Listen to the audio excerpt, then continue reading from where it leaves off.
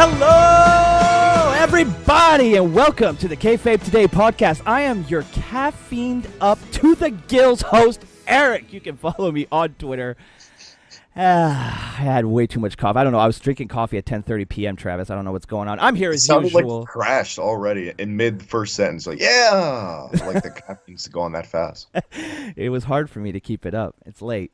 It's late. It's fight night. It is fight night. Big fight night. And we got the most important fight here on the Kayfabe Today podcast that we've ever fought before. But before we get into that, Travis is here with me, Mr. Reliable. Drew can't make it this week. Some unforeseen circumstances at work led to him not being able to be here this week. So we're going to forgive him because we love Drew, and he'll be back next week. But Travis is here with us, Mr. Reliable. Where can people find you on the internet? As always, you can check me out on the internet, on Twitter, at TheHibikiTMD. Check us out on Facebook. Check out the Reset Button podcast, where it actually literally just dropped like 10 minutes ago. My man, Broski himself, first time ever guest on the Reset Button, episode 26. Check that out. Smash the like. It was a blast having you on, man. My God. That was top 3 podcasts I've ever done. I had so much fun on that podcast. And I've done a shitload of podcasts in my day. That's legitimately top 3 of podcasts I've ever done. I absolutely love that show. It was so much fun. I got to gush about it. I got to gush about a couple games that I love. Got to talk about Earthbound. And I got to sound like a complete nerd, but a video game nerd as opposed to a wrestling nerd. So it was a refreshing change of pace. Thank you once again for having me. Definitely go check that out. You know, it's better than McGregor and Mayweather. Yes, now I can put him in the now I can put him in the tags. Woo! We thoroughly enjoyed having you, man. You're welcome. And look for it around Halloween time, guys. Earthbound themed episode. My man's going to be back. Oh. Also, check out. Got some news myself, Eric. 2 things I want to get off my chest real quick. Go for it. Michael's coming back to Slam Pigs podcast for listeners of my show over there, so that's good news. Took a little hiatus, but in a couple weeks he will be back. And also, you can check everything on Hibiki TMD now. Certain select wrestling content featured on Grapple Vision channel on YouTube. And shout out once again to our buddy Tonka Saul. Thank you so much, man, for featuring us. It means the world. Legend. Always a pleasure to be back, though, man. Yeah, definitely go check out Travis's Barry Horowitz video. It's one of my favorite videos that he's done. Nice little documentary style to it, which I'm a big fan of. And I'm sure the people listening to this wonderful show will be fans of it as well. The best part of making that real quick was like people would like either DM me or tweet me like acting like it was a completely serious tribute to Barry Horowitz. And I was flattering. You know what I mean? Because I guess looking at it, 2020, it could come off that way. But it's the man, the myth, the legend, Barry Horowitz. Check it out, and thank you for the It's very tongue-in-cheek. It's very tongue-in-cheek. I picked up on that. I liked it. I very much enjoyed it. But you have a very good documentary voice. I got to give that to you. Well, there's definitely a palette of mid-card or jobbers to work with for that series. There's many more to come. Oh, yeah. You're not gonna run out of material anytime soon. Nope. Hey, you could just do one of basically the entire main roster. Hi-yo! You literally took the words out of my mouth. That was something along the lines of that I was going to say. All right, so we're going to do something here on the show that we don't normally do because it's a wrestling podcast. But recently there was some events this week that involved some members of the wrestling world and involved some friends of mine. And I'm fired up, Travis. It really pissed me off this week. I'm a big proponent of free speech. And I really truly believe you have the right to say whatever you want. Now you should expect consequences for saying whatever you want, but no one should be able to tell you not to talk, not to express yourself. To give a brief summary of what I'm talking about here, over at WLW Studios, there's a show I've been listening to for a very long time called The Midnight Jury. They're a retro 80s and 90s TV, movie, pop culture podcast. Very interesting stuff. I think you would really like it, Travis. You know, anybody kind of who grew up in the 80s and 90s would definitely find an episode or, you know, a dozen episodes or even more that they can relate to because a lot of us, you know, experience the same kind of pop culture in the 80s, and a lot of us have fond memories, you know, especially if you're in your like mid to late 30s. It's a great show, and they're great guys, and the show is very, you know, there's a little bit of harsh language. I mean, you know, we're guilty of that here on the show as well. But besides that, they're not controversial. They're not political. They don't have an agenda. They don't try to, like, you know, bullshit and fucking make people feel bad about their life decisions and all this crap. They're just a feel-good show. It's a good time. Unfortunately, The internet doesn't always agree with how people choose to express themselves, and when they don't, they decide to cry foul, act like little punk bitches. Joey Ryan, Ryan Satin. That's right. You're a bunch of punk little SJW bitches, all right? So what I'm going to do here is I'm going to throw it over to my buddy Mike at the Midnight Jury, who recorded a little something to give you guys more of an understanding about what exactly is going on. So we're going to throw to that right now, and we'll be back, and me and Travis are going to discuss it, and we'll let you know what we think, and we'll give you our opinions. Just in case you're wondering, I'm with the jury. What's up, Montreal broski? It's Mike from the Midnight Jury. I want to thank you so much for all the support that you have been giving us since we were banished off of iTunes for making an innocent observational comment on Twitter at the beginning of August. The short story for anyone who is listening to this is that we made a little comment, just a very innocent observational comment. And of course, it was taken the wrong way by a few people who have thousands upon thousands upon thousands of Twitter followers, people you would even consider marginally famous. They took it upon themselves to retweet it out to all of their minions. And for the next 7 days, 24 hours a day, 7 days a week, myself, my co-host Adam, and my co-host Cal were bombarded on Twitter with social justice warriors, people who basically want to take away free speech in the United States and Canada and around the world for something that we didn't even say in a derogatory fashion. Of course, if you want to know the whole story, and I want everyone listening to check it out, we are doing a special Sunday episode of the Midnight Jury on September 3rd, 2017, where me and my co-hosts will discuss this in full detail and tell you the whole story of what happened. But in a short story, we were bombarded by these social justice warriors, people who would support, basic terrorist groups like Antifa, which is ironic. They're anti-fascists who support fascist movement. Anyway, you're dedicating this show to WLWstudios.com. You're dedicating it to the Midnight Jury. You're dedicating it to fighting censorship. And we really appreciate it, to the point where you have changed your Twitter handle, not your handle, but your name, to WLWstudios.com, Montreal broski.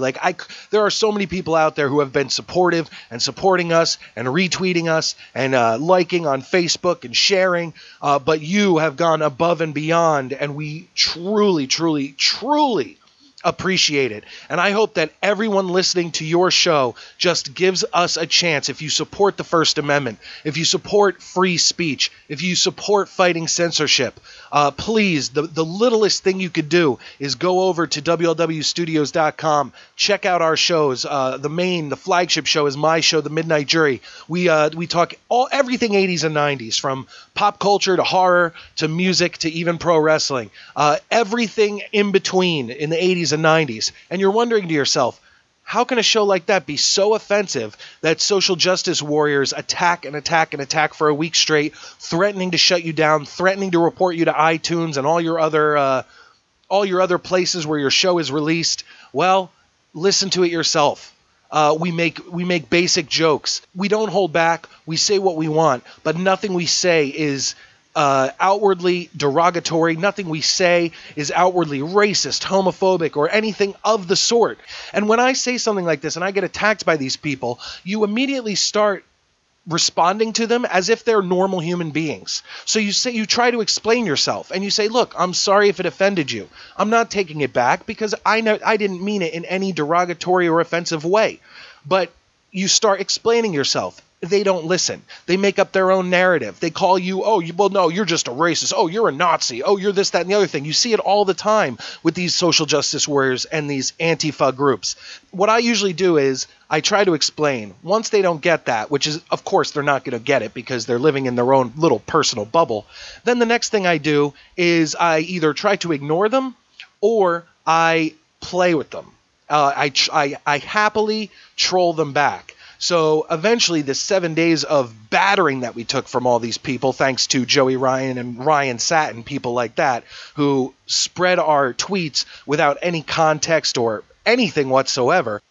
I basically just started trolling them back, being like, oh, you must love me so much. You care so much about me. It's great having a new fan. And then eventually it died out when they realized that I was just playing with them and having a good time. Now, throughout all of this, we had a great time arguing with them. We had a great time having them just cry and moan and bitch. And the thing is that I, as a constitutionalist, as a patriot, I think everyone, even the people who disagree with me, have a right to speak, have a right to have a platform, have a right to disagree.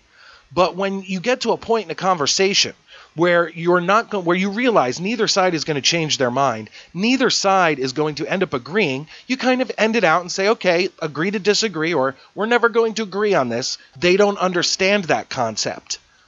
They never will understand that concept. So they continue to batter.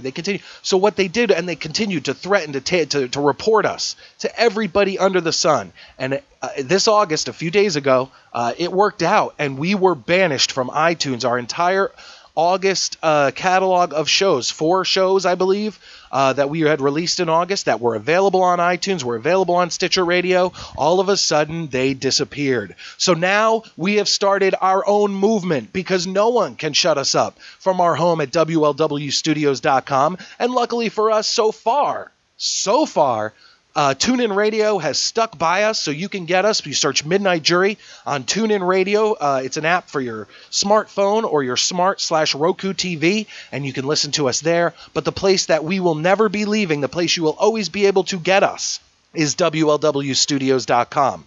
And I invite anyone listening to the Montreal Broski who has been a huge supporter of us and our fight, hashtag fuck iTunes, hashtag fight censorship, and hashtag jury or die, because I invite anyone to come give us a listen. And the little things you can do, whether you want to support us and continue to support us and become a fan of the show, we're always very vocal with our fans. We love conversations, very friendly with anyone who wants to get in debates or conversation with us.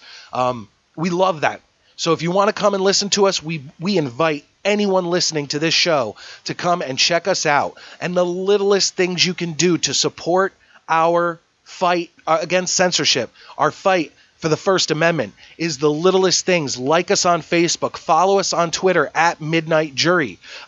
Share our posts over the next week or two, where we will be, drilling the fact that iTunes took us off because you had a few people who were butthurt, snowflake, marshmallow, liberals who couldn't take a joke, or took something really, it wasn't even a joke, they took it out of context.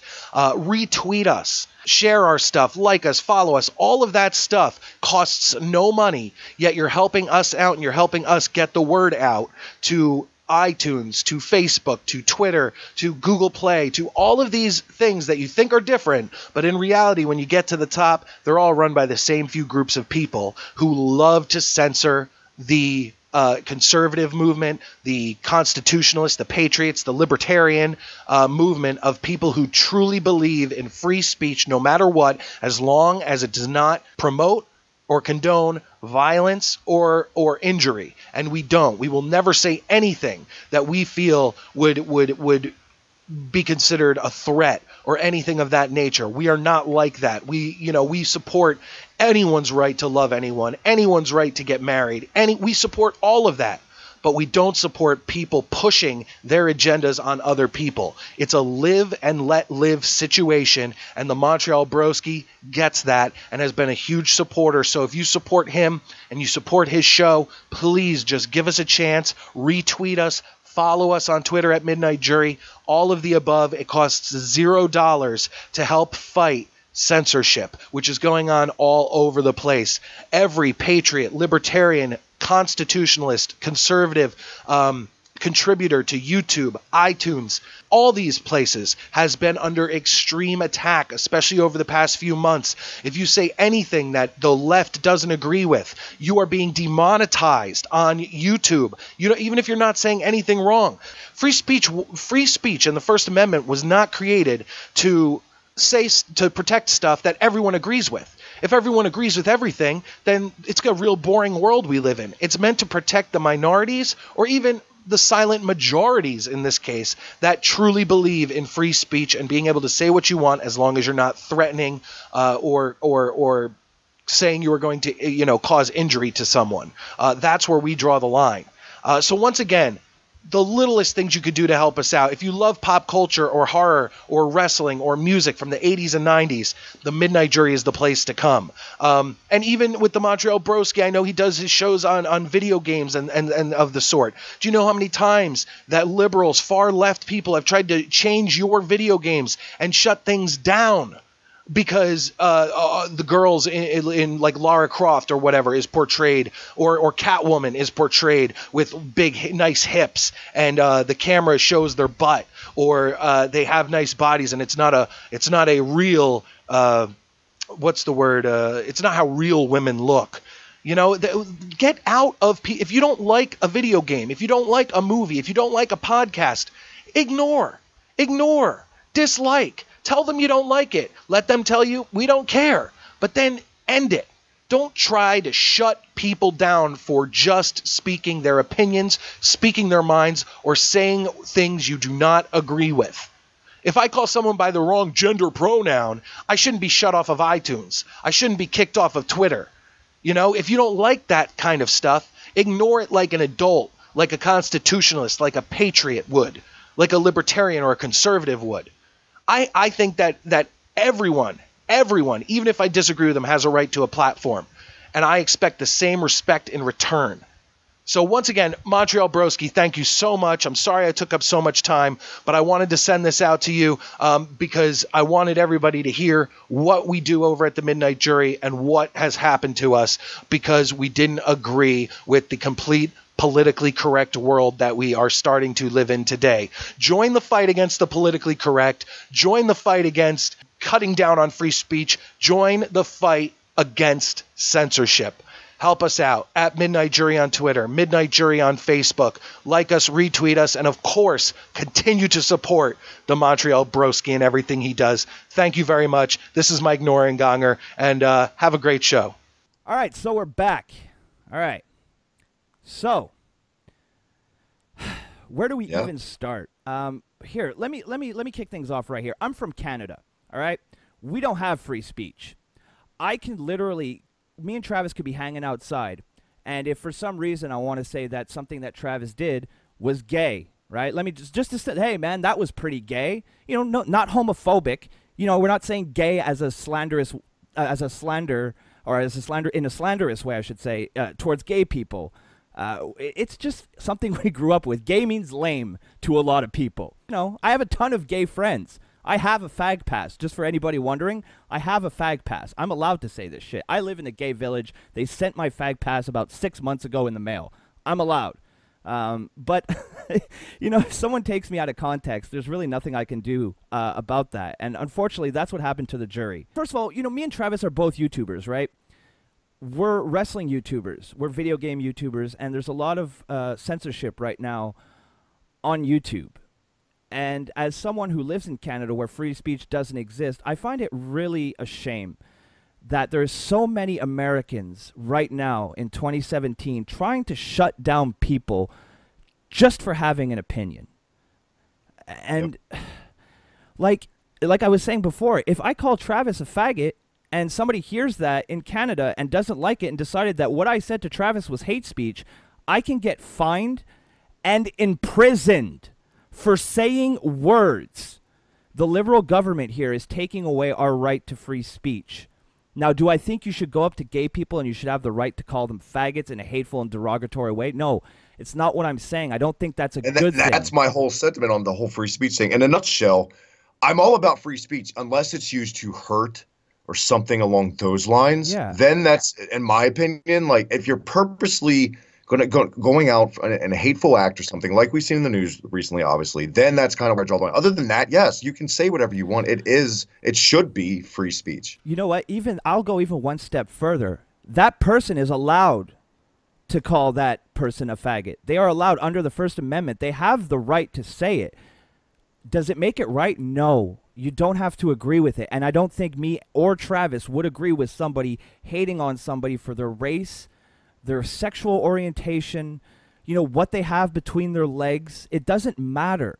You treat a human being the way you would like to be treated. And if it's just all this policing and all of this absolute retardation about feelings and, oh my God, we have to protect everybody. You are allowed to not agree with someone. That does not give you the right to take away their platform. It does not give you the right to take away their freedoms. And if you are the person spewing this this awful quote-unquote hate speech, which is a term I hate, by the way, but just so we can be understood by a vast majority of people, if you're the one who is caught spewing this hate speech, then you should expect, to use a wrestling term here because we are a wrestling podcast, you should expect a receipt. Everything you say is going to have a consequence, but you have the right to say it. And that is probably my favorite thing about America, is that you're allowed to say what you want. Now, that person is allowed, that you're saying it to, is allowed to react in a way that they feel is appropriate. And if you're, it's also my least favorite thing about America, because as you see the other end of it, someone like Ron Satin, fucking Joey Ryan, it's just like gives them that power to be total prima donna pricks about this. To go out and have a gimmick like that, for one, how do you not expect jokes fired at you this way? If anything, a true heel back in the day would revel in this. Embrace You're getting it. this play, this exposure on a non-wrestling show in the first place. Exactly. And one more thing about Joey Ryan is this is a guy who will go in the ring and grab pussies. But you want to get upset when someone says that multiple people grabbing your dick is gayer? Are you fucking kidding me? How Where much are we even at? How much of a beta day. fucking bitch are you that you can't handle someone typing words on a keyboard without getting so triggered that you purposely retweet it so that your minions of sheep will go and complain? Now, all this happened on Twitter. The jury got banned on iTunes for something that never happened on their fucking platform. And that, to me, is absolutely fucking ludicrous. Now, if they were a fucking Nazi podcast spewing all their fucking Nazi rhetoric every week, sure, take them down. If they're a Black Lives Matter podcast telling everybody how awful the white man is and how we should kill white people and you should never date white people or else you're an Uncle Tom and you're fucking supporters of slavery, get them fucking off of there. Get them off. This is no different than anything you see in a fucking movie, any form of entertainment where they'll use a racial character to get a story over. We've seen it in wrestling, movies, comics. We've seen it. Animation, we see it. Get over yourself, and Joey Ryan. It's a fucking show where they could talk about something as innocent as Saved by the motherfucking Bell. And you're going to tell me that the fucking jury has to be taken off of iTunes? Fuck you, iTunes. And fuck you, Joey Ryan. And fuck you, Ryan Satin. You fucking SJW, no talent fucking hacks who are so beta male that they can't handle a couple of words typed up on Twitter.com. Too many of people. Dude, when I found this out, I was so fucking enraged. And it hits close to home because I believe in free speech, and I rely on free speech. A lot of the things I say on this show, on my other shows, they could be categorized as not hate speech, but, inappropriate. Oh, and trust me, YouTube has taken more than enough steps to make sure I realize how inappropriate I am by demonetizing about 95% of my videos. No matter what I do, we're on a wrestling podcast. We don't make money off of this podcast. And even if we got millions and millions and millions of views, we wouldn't make shit because YouTube has deemed wrestling too taboo. It's censored off of YouTube. A buddy of ours, V, his channel is sent to purgatory, where unless you specifically search out a video of his, you are never going to find it. And this is what YouTube is doing. And this is what iTunes is doing. This is what Twitter, Milo Yiannopoulos gets banned off of Twitter because a bunch of his followers started sending hateful messages to Leslie Jones. But if you go back and you look at Leslie Jones's Twitter feed, it's not exactly a clean slate and Little Miss Innocent, all right? But Milo gets kicked off of Twitter. I'm reading Milo's book in a park. I get screamed at, white supremacist, fucking Nazi, for reading a book I'm not reading Mein Kampf in the fucking park and Hitler signaling everywhere. I'm reading a book by a gay man who just is tired of all this bullshit. And I am too. I'm tired of being told on YouTube what I can and cannot say. And I'm tired of, and Travis, we brought this up right before the show. We're, in a way, because we've worked hard on our channels. You know, we may not be the biggest, but we've put our fucking blood, sweat, and tears into every single video. And in a way, I'm starting to get worried that something I say is going to just completely jeopardize my channel. And from one day to the next, I'm gone. Now, luckily, I do video games and wrestling, so they're not really looking at me. But what they're looking at is conservative conservative channels, channels who don't go with the leftist agenda, channels who like to point out the left's hypocrisy. Guys like V, completely demonetized. Why? Because he doesn't have an opinion that lines up with the CEOs of YouTube. And it's not just him. Tons of YouTubers, especially recently when it was finally, you know, YouTube was finally a little transparent about what they're doing behind the scenes. And it's just, when is it going to stop? When is it? Are we going to get to a point where are they going to start trying to control our thoughts? You know, are we nearing an age where the thought police is actually going to be a real thing? Because we already have the word police, like the words police, and people looking. So many people just with their head popping off the pillow in the morning and thinking, how can I get offended today? And who can I ruin? And how can I push my agenda further today? You know, and it's absolutely ridiculous. And quite frankly, I'm sick of being told that I'm a racist because I choose to read a book by Milo Yiannopoulos. I'm sick of being told that I'm a racist because I think the KKK, Black Lives Matter, and Antifa are all fucking hate groups that should have no business on this planet. We should be so far beyond racism at this point that it's sad how fucking quickly everything is regressing. And I'm sorry, it's not all Donald Trump's fault. That's ridiculous. And anybody who thinks like that is anybody who thinks that one man getting elected can change this much it's just I'm getting so worked up. You take it here for a second. No, well, if anything, to take it in the most positive, and I agree with completely 100% everything you just dropped on the listeners. But what I was going to say was kind of segue to the listeners. Now more than ever, on behalf of my channel and you guys that listen here every week on Kayfabe Today, thank you guys, because really, it's cliche as hell, but because of you guys, that's why we're doing it right now. No one is giving us 2 fucking seconds of exposure on YouTube, like you said. Yeah, no YouTube algorithm is pushing me. No YouTube algorithm is pushing Travis. We're doing this because we love it, and you guys respond to it. You guys check us out, and that's why we do it. We're not doing it for the money. We're not PewDiePie. We're not, we're not H3H3. We're not Keemstar. We're small YouTubers. We do this for the love.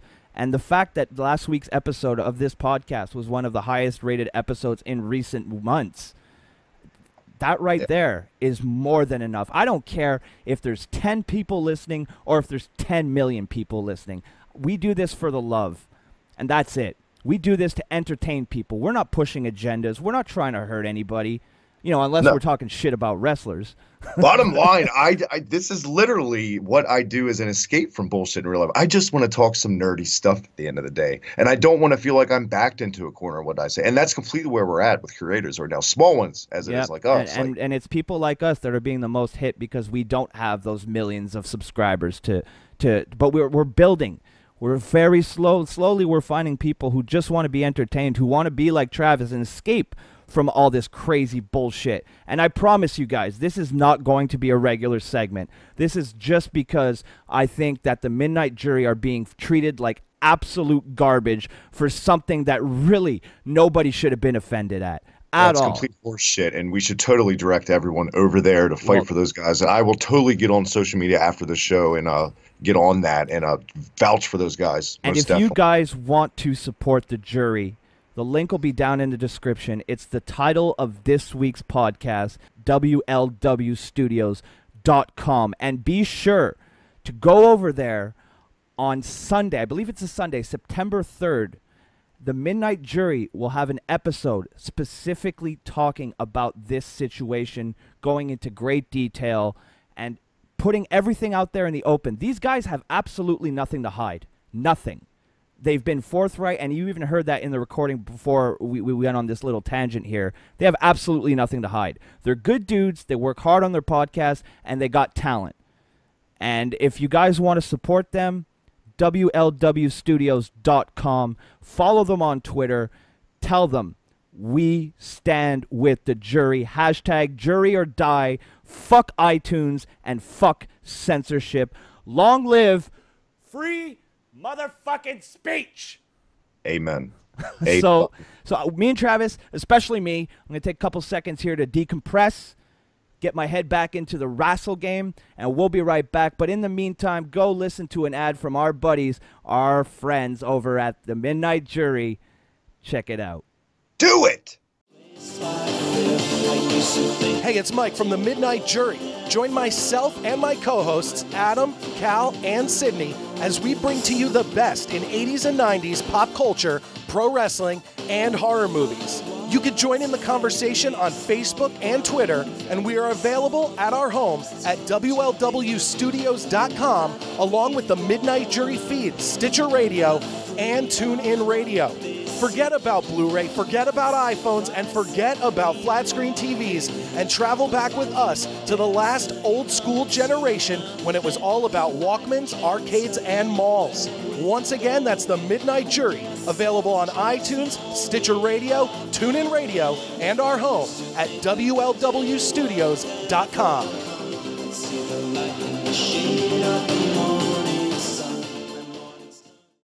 All right. I had a cigarette. I feel better now. We're gonna get into what happened this week in the world of wrestling. What we're not gonna do here, because I don't really feel like it, and I already did it.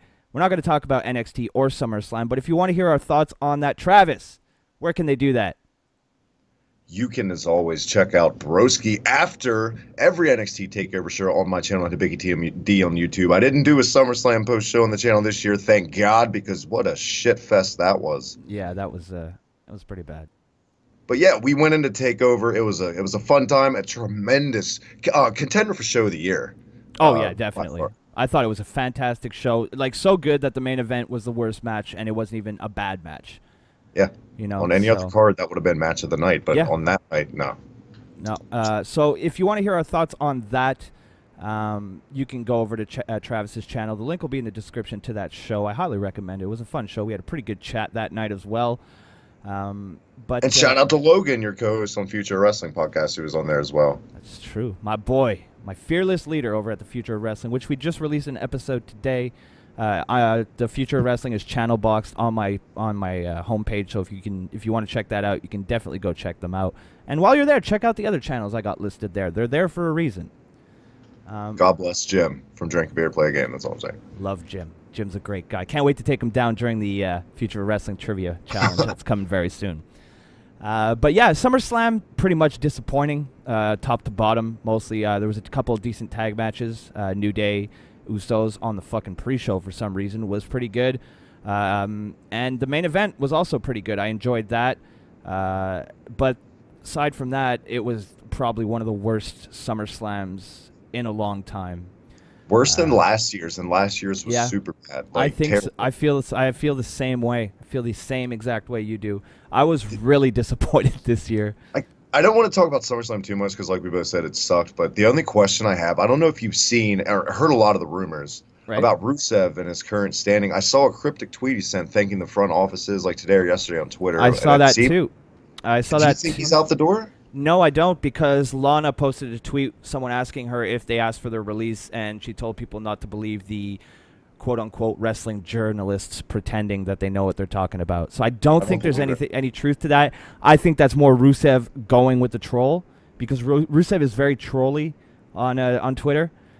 So I'm hoping that's a troll. I don't know if I believe her on this one. Look at how he's been booked. And he has every right to want to leave. I was listening to a little bit of Solid Monster. I'll piggyback off what he said. Not like it's a Hibiki original or anything, but he was saying how, like, ever since he cut his hair, he did that without asking, and then he was in bad standing with them backstage, which is so petty, but to them, you got to imagine it's WWE, so to them, that's huge. And, like, the whole, when they're in the angle with Lana and Ziggler, and, like, they posted their engagement, that really pissed them off, and that pretty much stopped his whole push then. And it's never quite been the same for the big man. No, for me, I think. And I've kind of seen this coming. Like, especially the cutting the hair thing, which, shout out to you, Rusev. It goes back to the free speech stuff. Don't let WWE tell you can't cut your goddamn hair. That's asinine. Oh, but Travis, your action figure will be outdated. Like the fucking wrestling figure nerds will care about that shit. They'll just buy the next one you issue. Exactly. But yeah, I honestly think he's out the door soon. Sticking my gut feeling on it. I'm just going to go the opposite, not because I don't think you're right, but mostly because I don't want you to be right. Well, I don't want to be right, but look, even if I'm not right here, he needs to ask for his release. He needs to go do what Drew McIntyre did because, God, he's so entertaining. And he's not one of these spectacular guys in the ring, but it goes back to like the house show thing you said. He's a great heel. He knows how to work that crowd, and he's a good wrestler. His matches with Gable, like we've been coming all over lately, were really good. Well, the one match we got, but still, I think I don't want to say New Japan, but goddamn, I don't want to say GFW either. Maybe ROH. I don't know, but get out of there, kind of rejuvenate yourself a little bit because it seems like they've kind of run him ragged. He seems a little less passionate each time I see him go out there, just like they've got every drop out of him. Yeah, and it's really a shame. And actually, you mentioned Ring of Honor. I wouldn't hate that. It'd be one hell of a get for Ring of Honor, and I think he's so different from the typical guys you would see in Ring of Honor. I think it would be really refreshing for them. If Glacier can be in Ring of Honor, I don't know if you saw that tweet I just put out. He just popped up at a Ring of Honor show in the full singlet and everything. He's back. Really? Yeah, I swear to God, go look at my Twitter. Oh my God, I gotta do that right now. If he can make it, I'm pretty sure that Rusev's a shoo-in in Ring of Honor. Well, I tweet you so much, all I have to do on Twitter in the search bar is type T, and you pop up as the first one. There you go. Oh God, Glacier. Oh, I'm so glad. It's things like Glacier and Ring of Honor that give me hope as a fan. It's like it's still worth being a fan sometimes. Oh yeah, definitely. You know, for just the little moments of greatness that we do still get in wrestling, right? I guess we could talk real quick since we didn't do any kind of news, but Asuka had to relinquish the NXT title this week due to injury. I've seen a lot of speculation that people think it's a work. Don't know about that. But, God, you got to give it to WWE fans. The poor woman hasn't even debuted, and people are already shitting about her run on the main roster. Now, granted, there's a track record there, and I understand that. But for fuck's sake, can we at least see? Can we give it a week, maybe 2 weeks before we start shitting all over the poor woman's run? Like, for fuck's sake. Like, let's calm down, people. But like you said, that thought process is very justified. Yeah, it is. It is, you know? in a way. But I mean, come on. And a shout out to our buddy Bobby B Wrestling, our good buddy on Twitter. He tagged me in like a questionnaire today or something like, what brand would you rather see Asuka on? And I was like, look, straight up, I don't want her to go up because I don't want to be curmudgeon-y or whatever about it. But like we said, the track record, I don't think they should have taken this belt off of her. Why not? Look at Brock. Yeah, why not? I mean, it's that thing of like, you know, the champion has to defend 30 days when it's convenient to them. And the only thing that I guess I'm like is really irritating me, I see people panicking like if Asuka leaves, what are they going to do? Look, people, they're having this Mae Young Classic with some very talented women. They are restocking. Trust me. Oh, they definitely are, and that's something I said on the Future of Wrestling podcast this week, that Triple H, for all the shit that he might take from certain fans, the guy is a fucking god at replenishing his roster when the old man decides to deplete it. Every time you think you look at NXT and you're like, eesh, getting a little thin down there. It's you know, they're in trouble. Nope. Triple H just comes in, goes in, gets all the top guys from other indies, just brings them to NXT, and he's got a brand new fucking roster that everybody can get hyped about. Yes, he is good at doing that, but on the other end of that, it's kind of easy to do that when you purposely snag all the talent to yourselves and don't use them all the time. Yeah, I agree. I agree. But you got to give the devil his due. The guy knows how to replenish his roster. You know, flip flop of that. You know, oh yeah, there's always two sides to every statement, right? Yeah, and I totally get that. I just choose to be positive about it, Travis. It's clean living. It's a good thinking process. Good clean living.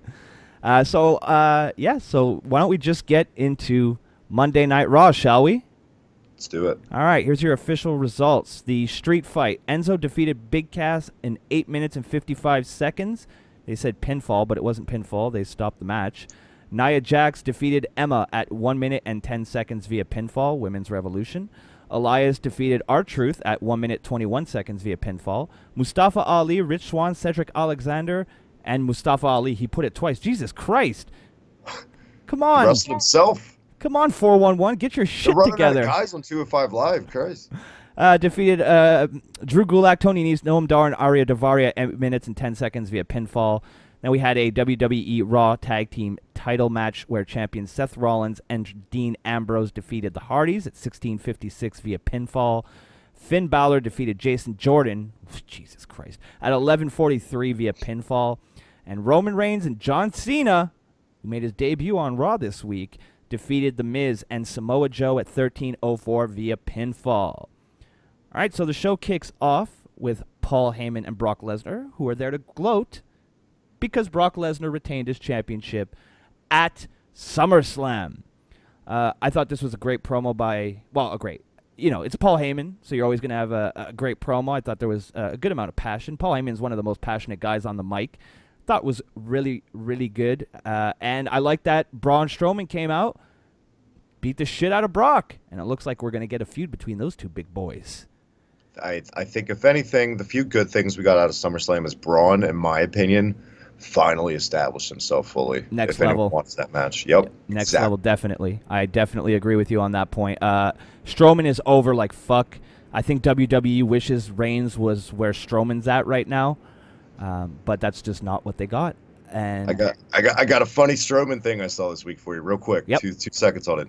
You know, those videos they put up where that Metal Channel interviews, like the most metal WWE superstars. They interviewed Braun Strowman, and he said, well, usually I listen to Skrillex. Like, when I set the world record, I listened to Skrillex when I did it. I was like, oh, I just wasn't expecting it. And, like, they also interviewed Kurt Angle, where he's like, I don't listen to metal, I listen to Christian music. And he looked irritated. I just thought it was funny and worth mentioning.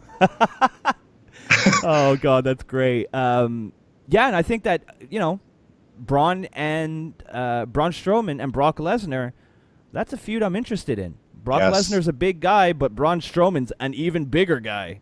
My God, that was like one of the few times that crowd at SummerSlam was alive in Brooklyn. Every time those guys even are in the same ring staring at each other, people are starting to go insane. Yeah. Like, people want to see it, and they're going to pull the trigger on it. It's smart. It's one of the few smart things they've done lately, honestly. Let me ask you here real quick at the top of the show. You think that Strowman's the guy to take it off Lesnar?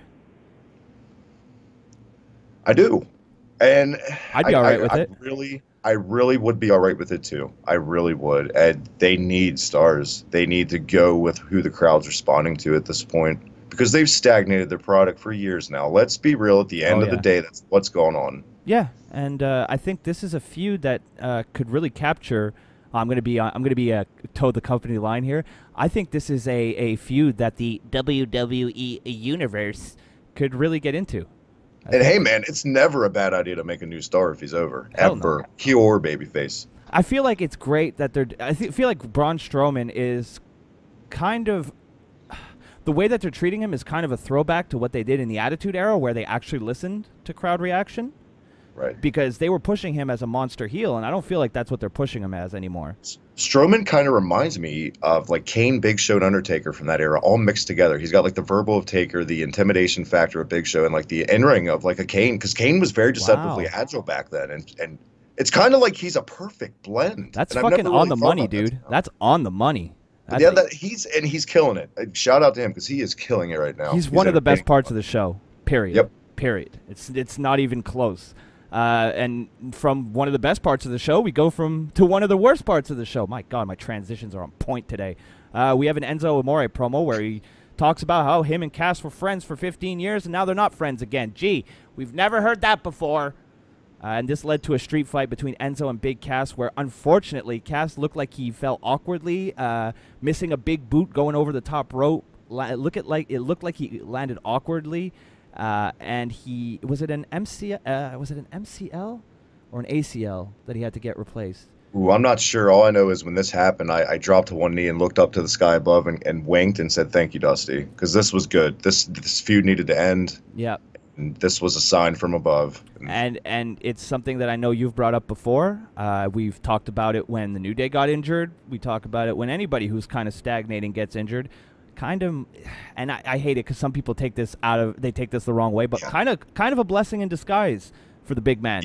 Yeah, and like you said, we got to defend it every time we say it because, like we were talking about at the beginning of the show, sentiment people, but whatever. But it's true. Exactly. And guys, look, I even tweeted Big Cass personally this week. I said, "Get well soon, big man," because I'm going under the knife myself this week for like a same-day surgery. It's nothing big, but like I feel what he's going through, and I never want to see injury upon anyone that doesn't deserve it. You know, anybody who needs surgery, you know, it's never a good time. You never go to a surgery and you're like, "Fuck yeah, I can't wait to be cut open." It was a success, though. He was looking good with his bifocals and Carmella at his side and some pizza. Hey, shit, So, if you got Carmella by your side, you're doing all right, even if you're in a hospital bed. nurse me all night. Yes, please. One of my friends thinks she looks like a tranny. Somebody told me she looks like one of those like early Nintendo 64 like polygon face characters, like the way her face is shaped. And I stared at it for far too long, and I kind of saw it, but I didn't let it ruin her for me. She's still very attractive. I think that was our good friend at Vamp Candy, I think, said that. Oh, really? Oh, shout out to Vamp. Vamp's great. I love Vamp. I donated to Vamp's Patreon today, the first time I ever did that. She needs coffee, that poor girl. She works hard. She does. Yeah, but this match was completely forgettable. Unfortunately, this actually, when Big Cass went down, when he got back in the ring and he went for the Empire Elbow and his knee gave out, man, my heart sank. You hate to see that kind of shit. And when he was walking up the ramp and like the way he was looking down, you could just see that he knew he was fucked. He knew he was going to be out for a while. And yeah, he was pissed, but behind that, you could see like just he was absolutely crushed. And whether you're a fan of Big Cass or not, that's completely irrelevant. You hate to see that kind of thing happen to a guy. But like we said, this feud needed to end. And, you know, sometimes when you go away, people start to miss you. So in a way, he's getting away from this horrible fucking feud that did absolutely nothing for anybody involved. He's going to go away for a while. He's going to rehab his knee. He's going to come back. And who knows, he could come back a way bigger star than he was when he left. And more times than not, we see that happen. I also felt even worse for Cass because, and this is all allegedly, but I'm only assuming with the thought process we've come to know from people like Vince McMahon and Triple H over the years, that because he didn't finish the match, maybe in their old school mind, like, well, Triple H tore his quad and finished the match. Maybe this is going to hurt his push. And then I felt even worse, like, oh, man, because you know the old guard back there, the inner circle, you finish the have match. That thought process. Even if it fucking ruins you for the rest of your career, you finish the match. You know, fuck your personal safety. For people that don't agree with that, I'll throw you a modern example. Remember that match a couple years ago, Sin Cara and Alberto Del Rio, where like Sin Cara broke a finger and Del Rio just snapped and beat the shit up because Sin Cara wanted to stop the match. And then WWE just like released him after that pretty much, and it was a bust. I don't know. I feel bad for Cass right now, if anything. Yeah. Get well soon, Big Cass. Yeah, and you know, quick recovery, and you know, I he's not my favorite guy, but you know, quick recovery. Looking forward to having him back, getting in the mix, hopefully getting him involved in some better storylines. You know, and if I was him, and you know, this is not me throwing shade on a guy that's down, I would take the time, work on my promos a bit. You got nothing else to do, right? You're going to rehab your knee. Besides that, work on your promos a bit. You know, while you're rehabbing, cut a promo on yourself. Why not? Can't hurt. Cannot hurt. Because I mean, and also, I think it's a good thing. Also, and I have a good feeling about Enzo going to 205 Live. Let's talk about that since we're you know right in the Enzo and Cass. Let's talk about that. I completely agree with you, dude. I think it's a great thing for 205 Live, and it's a great thing for Enzo. If anything, I'm hoping his entrance wakes people up. It did this week on 205 when it happened. It was the biggest pop that show's ever got. So I said on Cruise Control that day on Slam Pigs. So there you go. So we'll have to wait and see how things go. I think both guys will benefit from this. Obviously, unfortunately, Big Cass had to get hurt, but we'll see how things go in the future. I just hope that when they come back, they keep these two guys as far away from each other as possible. It's like nobody wanted to see the Hardys fight. Really, nobody wanted to see Jannetty and Michaels fight. At first they did, but man, everyone started missing the Rockers after a while. Like, let them do their own thing. Let them get over being a tag team, like they did with the Shield for years, and it got them over as singles. And now we're back to the Shield. Well, we'll get to that a little bit. Yes, we will. Up next, we go backstage. Emma and Dana Brooke are talking. Emma decides to talk shit about Nia Jax, and shock and awe, she's behind her. So Nia's going to kill Emma tonight, and basically that's what happened, and it only took a minute and 10 seconds. God, I feel like such a wet blanket with every segment this week. I do want to give my condolences to Dana Brooke also, who lost her boyfriend this week. And I won't go too long on it, but some people. I'm sorry. I don't want to keep being that guy. No. I'm glad you brought it up because if you're a wrestling fan, all right, if you're a wrestling fan and you were one of the fucking pieces of shit that was sending Dana Brooke awful fucking messages about her recently, like that day. or the day before he passed away, and I saw this thread, I think it was on Instagram, where people were saying the most disgusting fucking shit to this poor woman. If you're one of those people and you're listening to this show, do me a favor. Do your buddy Broski a favor. Go onto my page, hit that unsubscribe button, and go fuck yourself. Absolutely disgusting. Absolutely fucking disgusting. It makes me sick how some people feel so fucking brave behind a keyboard that they think they can say anything. Anything. Same thing with when Roman's brother passed away. Exactly. Too bad it wasn't you. I read that. Too bad it wasn't you. What the? What kind of sick motherfucker do you have to be? I'm so embarrassed to be a wrestling fan. Sometimes it's so hard. Sometimes it's so hard. I just want to get on Twitter and be like, we're not all like this. Exactly. We're not awful human beings, all of us. Yep. Like, we'll make dead wrestler jokes and shit, and, maybe we shouldn't. But at the end of the day, it's been, 10, 15, 20 years since a lot of these guys have passed away. So, it's not too soon. But the day of or the day after, I don't think any of us would ever even consider making jokes or sending shit like that to another human being. People forget, this isn't cattle in the ring. These are human beings. And they're not action figures, really, guys. They have emotions, and they go home, and... Yeah, it's not like if you would go onto a Spider-Man Twitter account and tell him he's a fucking faggot. These are real people. They might look like superheroes, but anyway, we'll move on from this because I don't want to get worked up again. I think I got worked up enough during the first segment. But let's just say if you had any part of harassing Dana Brooke, you're a garbage person. I don't want you listening to my show. Seriously, be ashamed of yourself. You're a piece of shit. And serious condolences to Dana Brooke once again. Exactly. Our condolences to Dana Brooke, and hopefully she takes the time she needs. Yep. And she did start a foundation in his name, which I find, like, whenever something traumatic happens, if you're someone who can do something that can turn it into a positive almost, more power to you, and you're a lot better person than a lot of human beings on the planet. So again, our condolences to Dana Brooke, and I hope she gets back into the ring and doing what she loves as soon as possible or whenever she's ready. Yep. All right, so no more downers, Travis. No more. Swear. Oh, fuck. Well, I'm going to fucking break. Raw's not over yet. I'm about to break my own rule because we got a Drifter segment up next. He sang, and then R-Truth sang. Oh, one thing I did like about the Drifter was that he was starting to sing R-Truth's song, but, like, acoustic. I thought that was pretty funny. I like that. And then he was just like, no, I'm just kidding. But then it led to a match that finished in a minute 21. So what the fuck do you really want us to say? Elias just, holding down that Santino spot, basically. There's always a comedy guy every era. Yeah, exactly. Whatever. Up next, we got Kurt Angle, who has a big surprise for us. The worst kept surprise in the history of surprises. But John Cena is here on Monday Night Raw. And he immediately calls out Roman Reigns, which is interesting. I like that. Reigns brought up the fact that Cena likes to talk shit on Twitter. Thought that was a nice little slam. And then The Miz came out and Samoa Joe came out, and The Miz completely dominated everybody in the ring promo-wise. You could tell the stuff that he was saying about not getting the respect he deserves, about being passed up for opportunities, there was more than a little grain of truth to that, and he absolutely fucking killed it. He eviscerated them. He pulled the curtain back on top. It was a work shoot, and you knew he meant pretty much every word of it because of, like, him and the Hardys being heated over that awful spot they were given on the pre-show with, like, 2 people in the audience, literally. So there was a lot of news about that this week.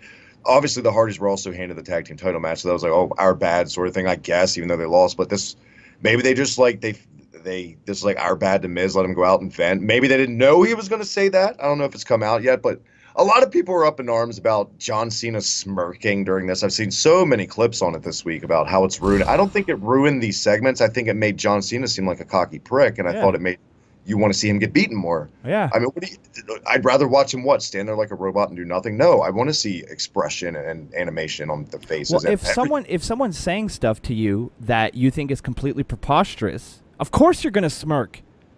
Like... Who stands there and just stands there stone cold and just like stone faced and doesn't say anything? Of course you're gonna react. He's an actor. John Cena is actually not a terrible actor. And that one guy that just stands there and doesn't react, get the hell out of his way, because that is not someone you want to be fighting, probably. No, like exactly. Just glare. But yeah, I loved the segment. I thought the Brooklyn fans were completely cringy at points in this, and it was funny for the first, couple minutes they did it with the "you both suck" and all this. Just let's be real though, guys. Every time John Cena goes away, you guys cheer him when he comes back. The ones that claim they don't like him, it's noticeable. He's missed when he's gone. I don't know if I like the call for him coming to Raw as opposed to SmackDown, because I hate when they start blending brands, because it's going to lead to another guy and another guy, and it's going to mean nothing. But I hope they don't do that. But I guess I was more okay with it here because it's the hottest. It's the biggest merch selling. It's the biggest guy in the company except Brock by far. And they did it right. They made it with Roman. At least it didn't come out with some bullshit, with some lame feud with I don't know, Bray Wyatt or something nobody wants to see. Well, I mean, it was okay. It was good. Thank God for the Miz though, because Roman didn't exactly live up to his end, in my opinion. No, he didn't. I think Joe and Miz were the MVPs of this segment. Both great talkers. The Miz especially. Cena, for my tastes, his promo was a little too goofy. Cena. I'm not a big fan of goofy Cena. I like the serious, I'm going to kick your fucking ass, John Cena. But overall, this was a really good segment again. I really liked it. And it set up a tag match for later on in the evening that we'll get to later on. This led us to the let's put all the cruiserweights in one match, because who really gives a shit at this point? Sandwich match. What did you think? Did you watch it? A big old triple cheeseburger. No, I didn't watch it because it's copy and paste. Or meaningless cruiserweight match every week. And I mean, the thing is when you put I think it was an 8-man tag or a 8-man tag. When you put 8 guys in the ring and you give them 8 minutes, that's a minute each. What do you want anybody to do? Plus, I commit to watching 205 Live every week, so I'm good. You're doing your time. I get my fill. We go backstage with Charlie, who interviews Neville. He runs down Tozawa, and Titus and Tozawa arrive and claim titles rematch for the next night on 205 Live. Now, Kurt Angle, we're still backstage now. Kurt Angle meets up with Jason Jordan. They have a cringy father and son moment. Jordan says he wants to compete tonight, and he wants Finn Balor, and because, nepotism rules, Angle gives him Balor. It's been one of the worst angles in the last 5 years. Yeah, I'm so over it. Don't care. Have very little interest, and whatever. This brought us to Dean Ambrose and Seth Rollins talking. It wasn't terrible. It just, I hate Seth Rollins as a babyface. I don't necessarily. I'll admit I'm bitter that Cesaro and Sheamus lost. I thought they were great as the tag team champions. I thought they were really good. But it was whatever. I wanted to see Ambrose turn heel at SummerSlam. Yeah. I mean, I think that's where it's eventually going to go, which I think could be a big plus for Ambrose. But yeah, I'm with you. I was hoping maybe at SummerSlam something went down, a miscommunication, or if Rollins ate the pinfall or something of that nature. That would have been more interesting to me. Instead, they're tag team champions. They cut a very, generic "Yay, we're champion" promo, talking about how it feels like old times, even though they were never tag team champions together. But whatever, that's just me nitpicking. And then the Hardys come out and they make a challenge, and Ambrose and Rollins accept, and it leads us to a WWE Raw Tag Team title match between Seth Rollins, Dean Ambrose, and the Hardys. What do you think about the excellent editing job on Rollins' new music with the "Burn It Down"? What a way to change it, mix it up, guys. Yeah, they really. Well, the first week that it came, like this, because they debuted it I think 2 or 3 weeks now at this point. The first time I heard it, I was like, "Holy shit! Has it been that way the entire time?" And I'm only picking up on it now. Me too. I was like, "Wait." I was like, "That's new." The match was okay though. You notice how nobody's talking about the Hardys right now. Everyone's like, "When's Broken coming?" I don't think nobody's flat out talking about it, and that's exactly what I didn't want to happen. They're going to stagnate like the Dudleys if it doesn't happen soon. And I agree, and it's unfortunate because the hype was so when they came back at WrestleMania. That was one of the goosebump inducing moments of the year. I heard the rumors and I thought maybe that it was going to happen, but when the New Day came out and they started making their way to the ring, I'm like, no, the Hardys are coming back now. And then the music hit and I was super stoked. But if you noticed, Matt was doing a lot more delete things this week, making more references to the delete and actually doing the arm gesture a little bit more. So I don't know. I really don't know. In backstage, I just hope when it happens, it's not too little too late and people don't care anymore. Exactly. I hope. But that moment at Mania was the moment of the year in the company, I will say, still. Yeah, it's up there for me too. I really, really enjoyed it. as for the match goes, I thought it was pretty damn good. Good. For a run to Monday Night Raw, they got almost 20 minutes, which I think is a great amount of time to give these guys. I enjoyed this too because I didn't know what was going to happen, and I like those kind of matches. Yeah, those are my favorite. Imagine that, right? Yeah. Those are my favorite type of matches when you don't know exactly what's going to happen. Because I thought maybe Ambrose was going to turn heel. I was like, well, this is kind of obvious now, but they didn't. And I'm like, oh, wow, they're keeping them together. But if they're going to prolong it, I don't want to see that either. If you're going to do it while the iron's hot until, like we said with the Hardys, people stop caring about it.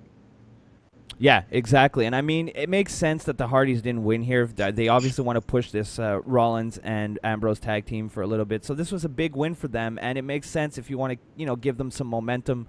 Hardys are a great team to beat to do that. So the booking didn't bother me. The match was pretty good. Definitely a highlight in terms of matches this week. I really enjoyed this one. I want to see Jeff Hardy on SmackDown, by the way, so bad. Yes. I don't think anyone's saying that enough. Is like we got the singles former WWE champion here who is known to draw mad merchandise, just sitting there. I know he's in this trial period with him because of, and by all means, his past isn't the best. Oh, let's be honest. That's and I know generous. why they're doing this to him. They're testing him right now to see his commitment, his dedication. And I hope it's not like considering his former addictions, I hope they're not trying to break him. That's kind of fucked up, but I don't know. I just think it's WWE trying to protect their investment and making sure they don't get themselves into another fiasco or not them, but like Jeff Hardy gets, has a relapse or something. But I think Jeff is in a much better place than he was back when he was having those issues a few years ago. He's a father now. He's very settled down. He doesn't do as much of the BMX shit on the side, I don't think. I know he's still zany, and it's Jeff Hardy, and he's an artiste. He's an artiste. I just hate when he sings. But other than that, he's a swell fella. And I think he's shout out to him and Matt for turning everything around in the past couple of years. No kidding. Both were in pretty bad shape for a while. So, anytime you can get away from an addiction or, gain control on your life again, you got to be commended for that. Even if you did fuck up in the past, I'm a big believer in second chances, especially if you've proven yourself at this point. I think both Hardys have proven themselves. I understand WWE's position. They have a lot of money invested in the Hardys. I understand them maybe being hesitant to give him that singles push, but I think sooner rather than later, especially if this broken gimmicks really kicks off and stuff, and we do actually get it in WWE. And I think you only give it to Matt. You only give Matt the broken gimmick, and don't feud them. Just put Jeff on SmackDown when he's proven in your eyes that he's worthy of being on a push again. Yeah, we don't need an exact carbon copy of everything. Because it won't make sense. They've been it's the fucking Hardys. It never worked when they feuded. Their Mania match at 25 wasn't that good. The spots were cool, but it was just something about it. That setting Jeff's house on fire, that was just terrible. All that stuff. Like that, when you're running to the point, shit, and then he blamed him for his dog dying. Is this Al Snow and Pepper now? Is that where it was? WrestleMania 25 is one of the worst WrestleManias. Rest in peace, Pepper. Rest in peace. Gone but not forgotten. God damn you, boss man. God damn you. Rest in peace, too. I like how we rest in peace Pepper. We're like, fuck boss, man. They're like, oh shit, he's dead. Don't want to offend anybody else. Yeah, exactly. We're going to get banned from YouTube. Oh, well. Up next, we had the announcement that Braun versus Brock is now official for No Mercy. So that's very exciting. Can't wait for that. Is it a waste, or would you push that back to a Survivor Series? I think you do multiple matches between Brock and Strowman. You do build up to a rubber match sort of deal. That's where I think they're gonna kind of go. I think maybe Strowman wins one by DQ. That way, you keep the title on Brock, and then it leads to the rubber match, and then maybe you give him the title there. Because I think these guys are such a draw right now, especially Braun, that there's money on the table there for a feud between Strowman and Lesnar. Well, one end, I think they're comfortable enough, and they know that Brock is their guy enough that they can put him in the ring with anybody, not anybody, but pretty much anybody on that upper echelon, level. Yeah, so I think it's a good thing. It's a perfect time to push Strowman really, because he's not going to get any harder than he is right now. And there's nothing else to do with Brock right now. Anybody else would seem like a downgrade and a pushover. Yeah, because you've already done Joe. You've done Cena a bunch of times. You've done Reigns a bunch of times. Who else? No one's left. Who else are you going to put up left, there? But it's not the right time. No, it's definitely not the right time. Not the right time for Balor. He hasn't. well, not really him, but WWE hasn't really done shit with him in far too long to start giving him title shots. That goddamn demon gimmick, it needs more fire and intensity or something to it. He's missing something, I just wanted to say. Yeah, it's not the same as it was on NXT. The demon at SummerSlam had very little effect on me. Well, I don't think it's ever been scary. I don't think it was ever meant to be scary. I think it was meant to be a cool spectacle, but now they're trying to make it like it's like The Undertaker, and it's not. That's supposed to be that. It's just to look cool, I guess. Yeah, it's get into mind games, but not totally make your opponent shit their pants. Just be like, well, this guy's off his fucking rocker. Basically. The way I always saw the demon is that whenever Finn Balor found himself where he needed to go to the next level, he would tap into that kind of part of his psyche or whatever. Yeah, it would just make him take more risks as opposed to scaring you, I guess. Yeah, exactly. It just made him more of an intimidation. It was more of an intimidation fact, not necessarily like, oh my god, I'm terrified. But, you know, with the entrance, with him crawling and, like, looking really fucking creepy, it is intimidating. And you know what? People can be fans of either guy or not. Tell me there's not money in a Jeff Hardy with face paint, Finn Balor with face paint feuds. God. Hell yeah, dude. That would be awesome. Hell yeah, that would be great. Next, unfortunately, this wasn't great. It was Sasha Banks talking. Yeah. Yawn. I don't even want to. Whatever. It was a talking segment to set up Alexa Bliss's rematch. Big deal. No one cares. You should not have lost the goddamn title. Nope, definitely not. I was really pissed off about that. Bliss is so good with that title, and I didn't think she was gonna because they just put out that cool ass No Mercy commercial with her in it. It was kind of creepy, but it was awesome. I love that. Yeah, that's a really cool commercial. So it's like she's the poster girl. She's not gonna lose, but WWE, LOL. Yeah, they don't know what they don't know what they got with Alexa Bliss. They really don't, and it's a fucking crying shame because that girl, you just take 2 seconds of looking at her mannerisms. Not the best worker, but good enough, for Christ's sakes. She's it. That's your poster girl right now. I'm sorry. I love Charlotte too, but right there it is in your fucking face. And this Sasha Banks is a babyface bullshit. Even as a heel, I don't even know because Alexa's even a better heel than Sasha, in my opinion. And I'm going to have to agree with that opinion. I know that never happens here on the show. No way. No fucking. That's it. I'm out of here. We quit. Show's over. Me and Travis finally agreed on something. Oh God. But yeah, women's division on Raw and on SmackDown continuing to struggle to gain my 110% interest. It's just not compelling to me. It's not a shot at the women. It's mostly at the creative. But let's be honest. Besides Alexa Bliss, I personally love Nia Jax. Just for the fact that she's completely different than anybody else on the roster, but besides that, it's not much for me personally to get excited about. Hey, if the women revolution, the women's wrestling, that's your thing, cool. But just for me personally, it's not doing much for me. I think they would just call up the more like the Mae Young Classic women, the ones that are veterans like Santana Garrett, ones like that that've been around. Would they just flat out send them to the main roster out of desperation? You think? Yeah, probably. Because that's where we're at with the Raw Women's division. Probably, dude. Anyone but goddamn like Peyton Royce and Billie Kay, both of those girls are so overrated in my. I don't know. What dude, thank you. I'm sorry, and it's nothing to do with the looks, nothing like that with the whole Butterface stuff. Any of that, it's the performance. You listen to the Future of Wrestling. I did. Because I said that about Peyton Royce. Sheet on that. It's not even that though, man. They're not that good, and they're gonna get exposed, terrible. I think, in the ring with better women. I watched NXT this week, even though Logan and I'm still mad about that. Logan made me watch NXT, and he didn't watch it. And this was one of like not my first. I was shocked when I heard that. It's blasphemous, Logan. Shame. It wasn't my, it wasn't my first match with them, seeing them. Peyton Royce and what's the other one's name? Billie Kay. Billie Kay.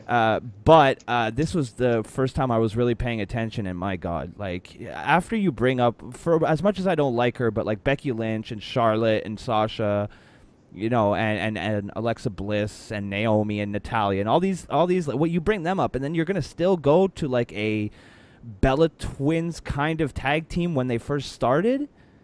Because that's what they reminded me of. As soon as they came out, I was like, oh, this is a Bella Twins, except they're not twins, and they have even less talent. Cool. Billie Kay and Peyton Royce, I feel like when I watched them a year ago in a match, they seem like they're getting worse over time because I feel like they were better back then. And this is not the same Peyton Royce I feel like I watched. I hope they're not like trying to learn into main roster styles of workings and it's just like shackling her.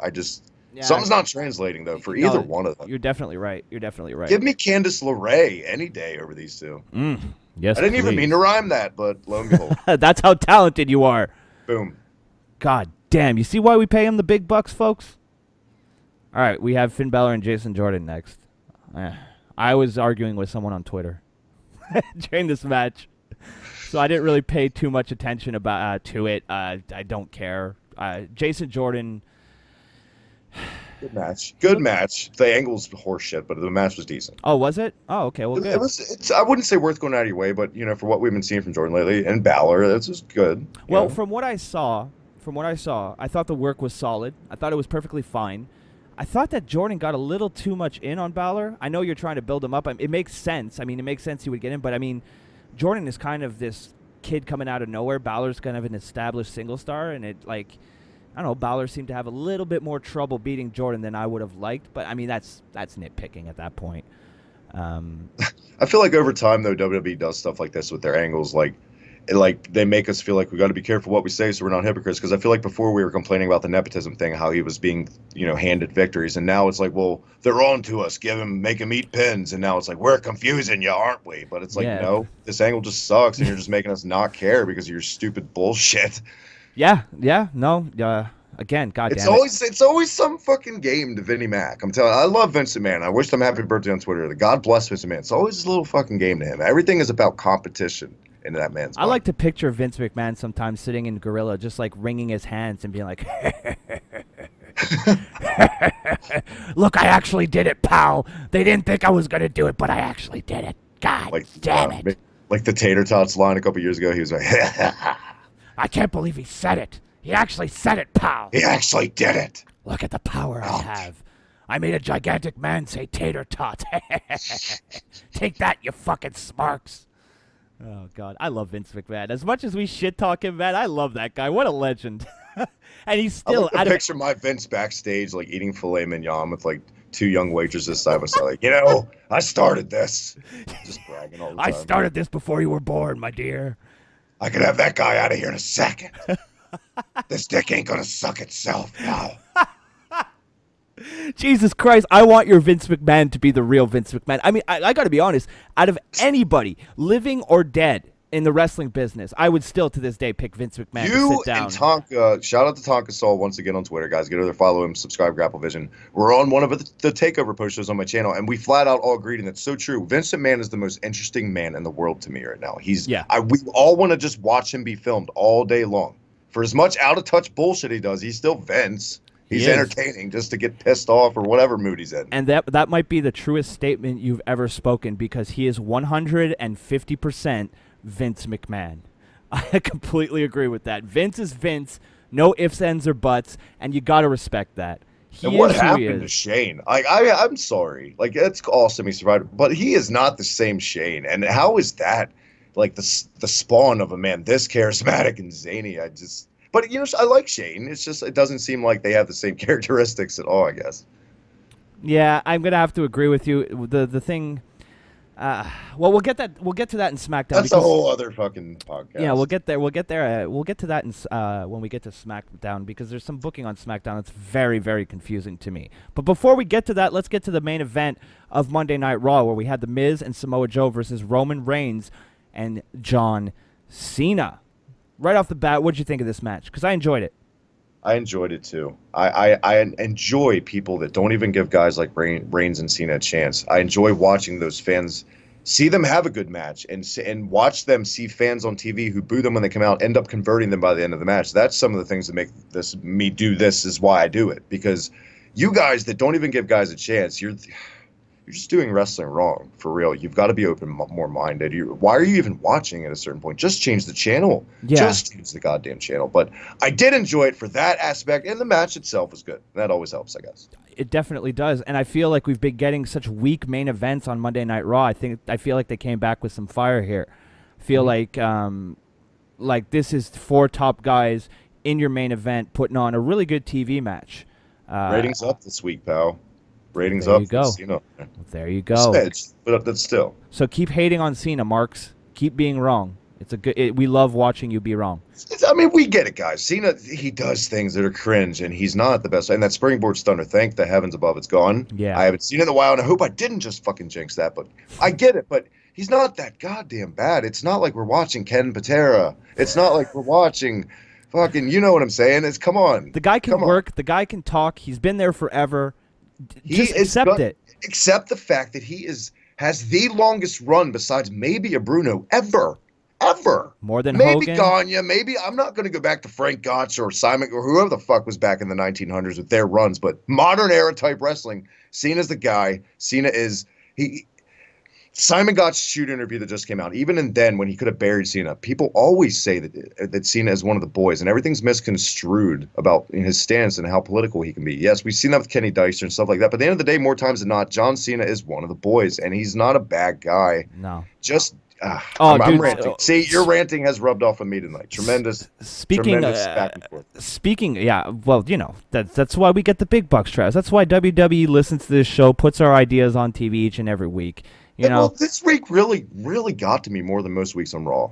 Because I knew this. I was waiting for the Roman and Cena thing, and I was just like waiting for these fans to come out. I was just like, just change the channel. Really, is all I'm saying out of this. Like, don't torture yourselves. Why are you watching? I'm not going to watch a movie I hate just to make fun of the fucking actors. No, exactly. But there's this weird thing about wrestling fans where we might. I guess we're all like masochistic, where we enjoy the pain, like because I'm guilty of it too. I've complained on Twitter a bunch about stuff that I don't like, but I'm also very careful to praise the stuff that WWE does well. It's not my fault that they just do more shit than good. It's not my fault. You got beef with that. You just got to turn on your wrestling, have tunnel vision, and enjoy it, and don't let anybody else's opinion get to you. And because I don't know, there's more unopen-minded people than not, I guess, at the end of the day. And one more thing, just to end this kind of coverage of Raw, did you see that video? John Cena loves the internet. I did. Oh, my God. What a fucking legend. Wrestling fans, I'm going to tell you this right now. Push your earbuds further into your head so you make sure you hear this. We do not deserve John Cena. I'm sorry, we really don't. But we don't. And another reason we do not deserve that, man, Trainwreck was not a good movie, but I had to watch it, relationship circumstances. But that part where he said, fuck you, Coco Beware was legit great. And it got a pop out of me. And God bless John Cena for saving 2 minutes of Trainwreck for me. Well, there you go. Oh, God, you had to watch that? I did. Poor bastard. Poor bastard. But no, I mean, it's just goes to prove what a great guy he is inside, outside the ring. It doesn't matter. Like, at the end of the day, what really matters is what kind of human being you are. And I'd challenge you to find a better role model for kids in the public eye than John Cena right now. I mean, not to get too personal on it, I'm a father of a former Make-A-Wish kid who is a transplant survivor, and I definitely appreciate John Cena. Oh, God, that must have hit home for you, dude. Yeah, he does, and that's why when I see the unneeded, I mean, it does hit home. I mean, I'm not going to go out with a pitchfork, but still, man, like, it affects more people than you think, I guess. Yeah. People you wouldn't expect. Like, look at that. The guy that in the clip that was from the army and, like, who was, like, injured in combat, like, that's not, he's a grown man, like, he's an adult. That's not someone that you'd think that John Cena says, never give up, and it resonates. But that just goes to prove that you never know what kind of reach you have. Dude, just this week, I've had some people reach out to me in the DMs and tell me things that I never thought I would ever hear from somebody. And it's such a good feeling to know that you can change somebody's life by doing something that you love, or, make their day better when they're having an awful day. And John Cena just does that on such a massive level for so many people. That, like, even if he was the worst fucking wrestler in the world, I'd still give him a pass because he's just such a quality human being. I guess the bottom line, to move the train along from the Cena and the Raw stuff, is John Cena, like, really, really is a good person and just needs to go down as he deserves the respect. Now, there's always a scandal. I don't want to jinx anything on, and things could change in years. But for now, I mean, I'm cherishing every moment we have John Cena before he's gone. Yeah, because we're gonna. Smarks can be smarky as they want, but we're gonna miss him when he's gone. When he finally calls it quits, we're gonna miss him. I know I will. As a teen, I hated Hogan in WCW. I read the dirt sheets about his politics, but when he was always gone, I noticed it, and I kind of missed him in a way. Yeah, exactly. And I think John Cena is exactly the same way. So we'll get off John Cena's dick for a little bit here. And we're gonna make fun ride though down old John Lane or whatever. John Cena memory lane. It's a nice little ride down there. But Big Dick John, supposed to be match John. Jesus Christ! All right, well the wheels have completely fallen off this trade, so we're gonna make a couple of repairs here to the podcast, and while we do that, here, listen to some advertising. Broadcasting from the birthplace of our nation, This is WLWstudios.com, Philadelphia.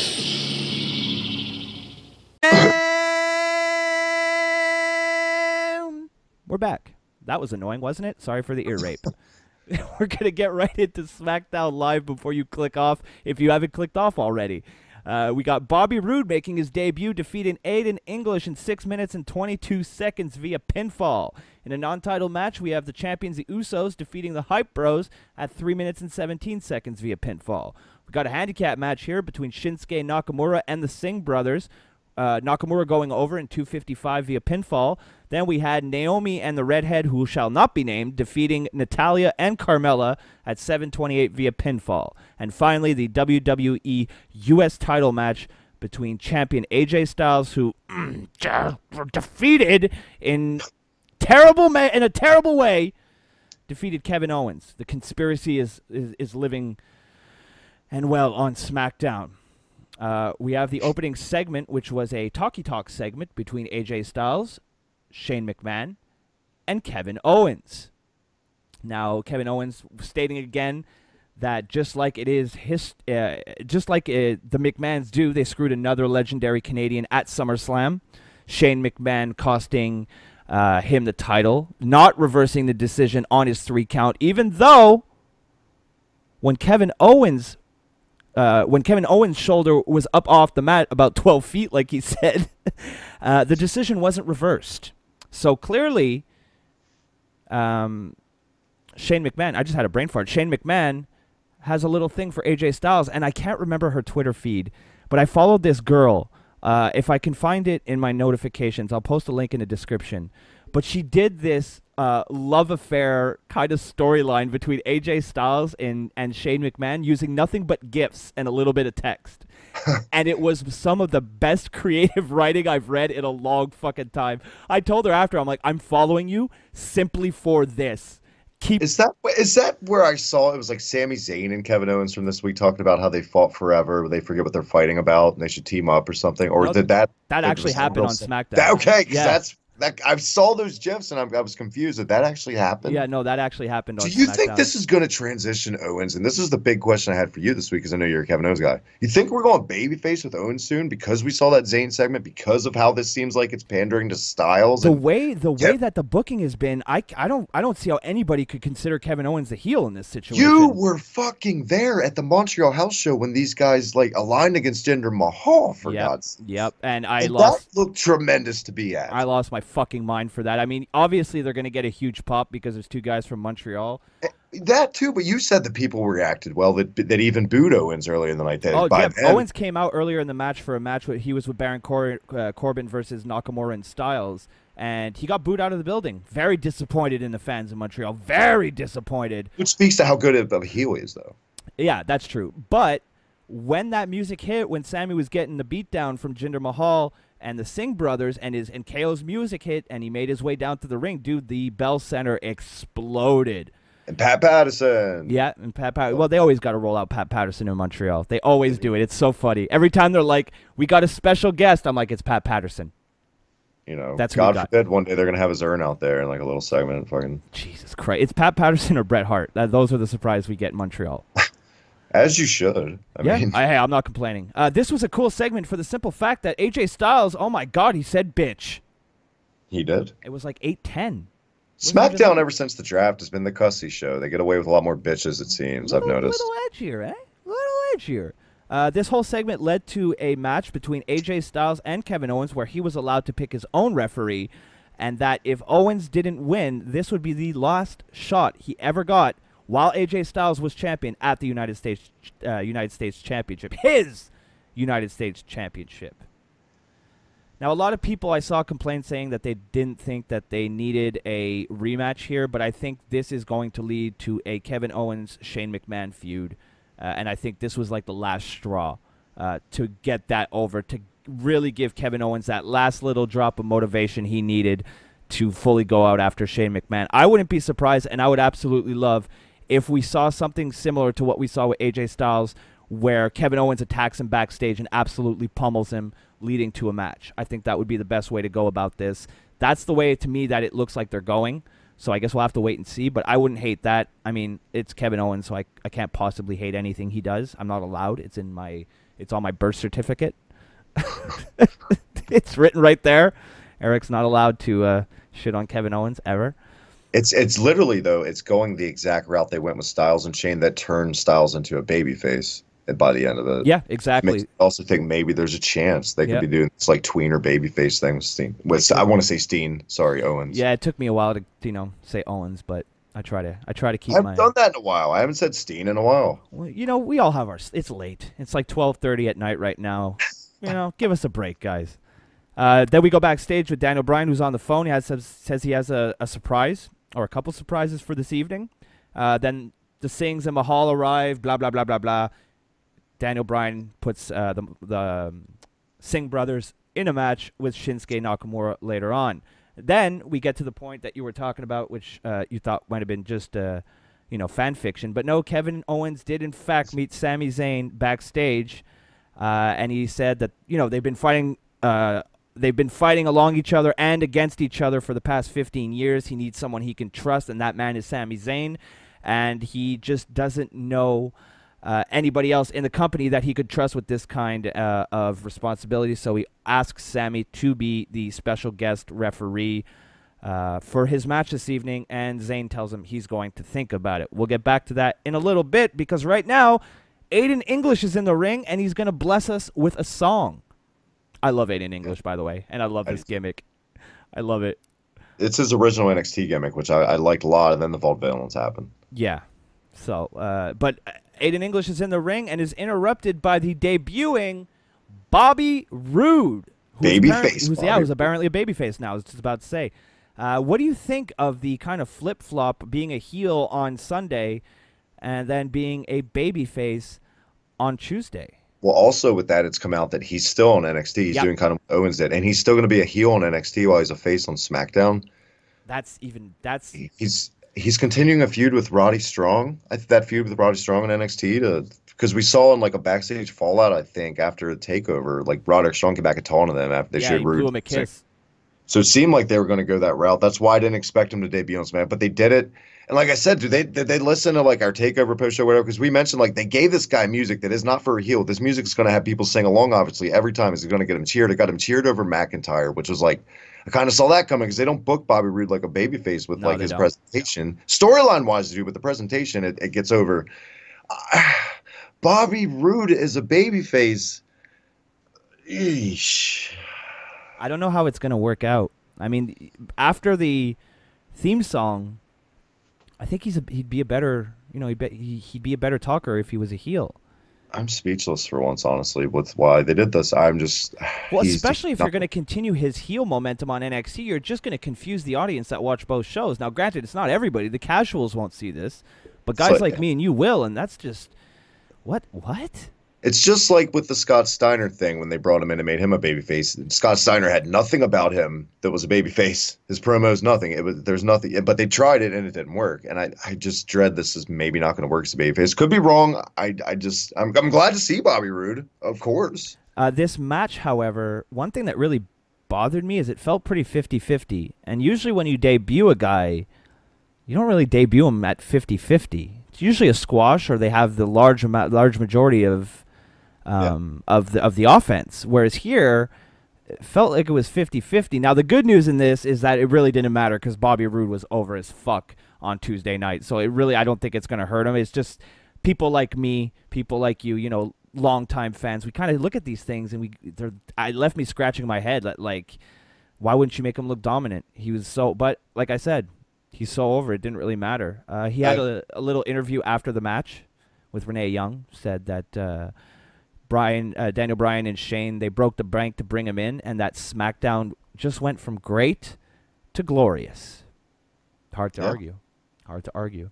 We go backstage now with Daniel Bryan once again, who's with Chad Gable, and he says he's really sorry about Jason Jordan going to Raw, and Gable, rightfully so. Rocking the lunch lady bun. Yeah. Is he serving sloppy joes? Serving sloppy joes, brother.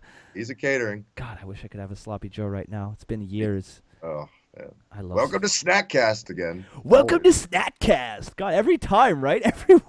Every fucking week, I'm like, let's talk about food. We got to just, we're just going to have to break down and add another fucking podcast to our already very impressive schedule of I don't know podcasts. why I'm picturing Chef Gable when he's like got a Boyardee hat on. Oh, my God. There you go. There's your next tie-in. WWE and Chef Boyardee have worked together. It's my next Photoshop, if anything, I guess. It's fucking Chef Gable.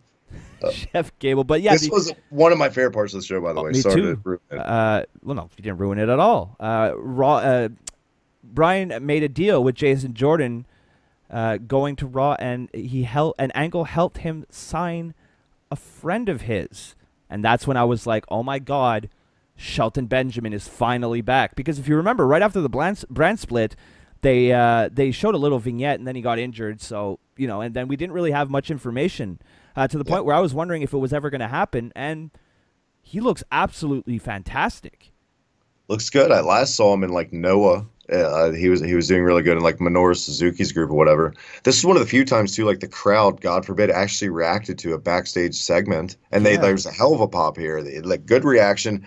I'm excited to see this tag team. At least they're not just Marty Jannettying treatment to Chad Gable, because he's far too talented for that. Oh yeah, definitely. And I'm glad he got a new tag team partner, and I'm even more happy at the fact that there's a new tag team now on SmackDown, because I think they need it desperately. If anything, this could also go back to what we're saying about Jason Jordan's heel turn. This is momentum. Like, well, you chose another partner. If that's another angle going off into his heel turn too, that's what you could do. Yeah, that's another possibility. That's true. I didn't even think of that. It's like Ryu and Street Fighter, right? And you can unlock evil Ryu. So it's like Shelton Benjamin and Jason Jordan. Oh my God! You think Vince was just like, just put another black guy, pal. No one will notice. That got dangerous. There. I'm going to move right along. Owens meets Sami Zayn. I was thinking about Vince McMahon with filet mignon again and hookers. And, and our mind wanders. Owens is backstage. He meets up with Sami Zayn again. And Sami refuses to be the special guest referee, basically because of all the shitty things Kevin Owens has done to him in the past. You can't really blame him on that one. Next up, we had the Hype Bros versus the champion, the Usos. It was all right. All right, little tag team match, but or anything. No, that's the thing. I really like the Usos, but even they couldn't fucking, cover up the fact that Mojo Rawley was in this match. Not a fan of his at all. Come at me, people. I've never been on board the Mojo train. I've never will. Oh God, I mean, if you want to come after him, expect it to be a tag team. I see big fans of his all the time on social media. Legit. Oh no, I do too. There's this girl who's on my Twitter, who's really fucking cute, and she's like the biggest fucking Mojo Rawley fan. She's always dressing up like him, and I'm like, oh no, but you're so cute. It's easy cosplay, some ridiculous Zubaz pants and some ironic T-shirt and some alcohol. Did you, real quick, I'm sorry, I just want to get your take on, the Street Profits in NXT, did you see them debut yet? No, I didn't. They're awesome, and I'm a big fan of them, but their gimmick is to come out with red Solo Cups. So at their debut, the crowd had red Solo Cups. This week at the new tapings, NXT or WWE or whatever, they banned the fans from bringing that in just so they could sell their own like spray-painted black ones with an NXT logo. Well, yes. I just want to throw that out there. I forgot about it. With all those cuts they've been making, they got to get every last dollar where they can get them. I know, right? I was just, I got a great idea. Give me those cups. Give me a Sharpie. Yeah. He just like draws hand-drawn NXT logo on it, like he just writes NXT. Not. If anybody that comments, your listeners or anything, and down below, go on WWE shop and look up how much those cups are going for, because it's ridiculous. $10-15 easy. I guarantee you. I guarantee you. God, shame on you, WWE. No, you know what? Fuck it. Put it out there. If you're one of the people that's dumb enough to buy a $10 Dixie cup, more power to WWE. On you, yeah, basically. More power to WWE. They're just putting it out there. They're a drug dealer bringing the crack to the neighborhood. They're not forcing you to smoke it. That has nothing to do with the Street Profits gimmick, by the way. That's not what he meant. No, that's not what I meant at all. The best part about the Street Profits right now for me is seeing people misspell their name on Twitter. Oh, God. What, misspellings on Twitter? Like a true prick. I'm a spelling snob sometimes. I'm sorry. It could be you, one of my best pals. Be like, oh, you spelled this wrong. I'm a spelling Nazi when it comes to there, and there. I like the your. And your, yes, your as well. Yeah. That's mine. Ugh. Wasn't there an SNL skit where it's like John Lovitz named Yor or something with Lothar? Yeah, something like that. Yeah, that rings a bell. Where are we at right now? My bad. I did it again. Oh, enough with the apologies. Enough. We're having a good time. We had a bunch of we were really tense at the beginning of the show, so now we're just kicking back, having a good time.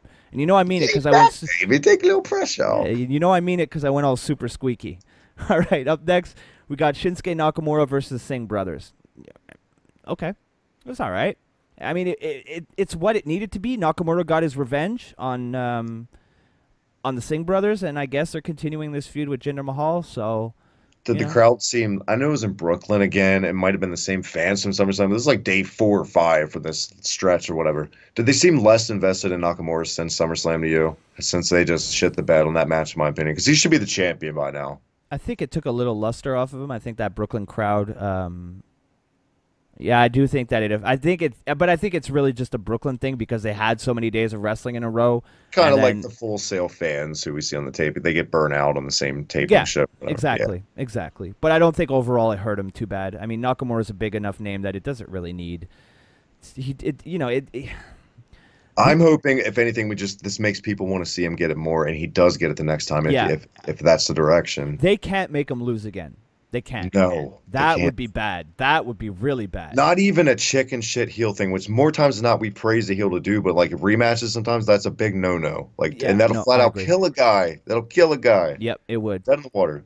Because, I mean, the people hate Jinder Mahal, so people are going to perceive like Nakamura losing against Jinder Mahal again like it's the end of the world. And we've both been, God forbid, we were open-minded to the gender change. We enjoyed it for what it was, but I think it has run its course. In the future, maybe give him the belt back. Yeah. I don't think in the soon future, some other guys, especially Nakamura, he needs to get done under his belt. Plus, you got Bobby Roode there now. You got to do some other things with it. Yeah. Yeah, definitely. I mean, I think established gender though, hell of a job fitting in. Like you said, I think last week, gender has just evolved into the title well, in my opinion. He really has. And I mean, for all the things that like his generic, xenophobia promo every single week, and it's the same thing. But the same fans that shit on that praise the Hart Foundation anti-America promo from '97, which was kind of the same thing. Exactly. But I will say this: he's a heel who gets booed a lot. So he's doing his job right, which is more than most heels in WWE can say. Let's be honest here, right? The problem with Jinder is he's not that great in the ring, and I think he's been exposed a little bit with guys like Nakamura. Yeah. Flat out, Nakamura with the language barrier, the transition to New Japan to WWE, needs a guy to help carry him along in this stage of the game because he's still new in the company. Oh, he definitely is. Don't put him out there with another, I don't want to say green, but a newer guy out there who's not as established. Right. Especially as like a ring general carrying guys. Like, well, I don't know. It's sometimes the decisions WWE makes just leaves me completely puzzled. But we won't get hindered. We won't get hindered here. We won't because it just gives us great shows. See what I did there? Thank you for being idiots. I loved what you did there. I did. We go to another backstage segment with my hero and America's hero, Kevin Owens, who meets with the Fashion Police. They had a fun little exchange, especially when he told Breezango to go away, and then Fandango kind of reached for the shirt, and he's like, "Don't touch it." I got this a nice reminded me of about Angle that. and Edge and Christian yes, skits. Exactly. And I thought that was fun. Baron Corbin arrives, though, and he offers to be the ref, but only if Owens guarantees to give him a title shot when he wins. Owens reluctantly agrees. So Baron Corbin is now your special guest referee for tonight's main event. Then we have Natalya in the ring cutting a promo saying that SummerSlam will be the day that the Glow was unplugged. She's the best there is, the best there was, the best there ever will be, blah, blah, blah, blah, blah, blah, blah, blah, blah, blah. You ready for it? The weekly Twitter triggering. I saw Nikki Cross, who I'm a big fan of, come out on Twitter and congratulate Natalya. Oh. I know they're both heels, but Nikki Cross should not even be using Twitter. She's supposed to be this crazy, locked in a cage type shit all day. And if she does use Twitter, it should be just a bunch of gibberish, like her pounding her fist on the keyboard because she's fucking insane. I wasn't done. On the end of it, 2 smiley faces. Not emojis, just typed in smiley faces. Old school. Emoticons, baby. Yes.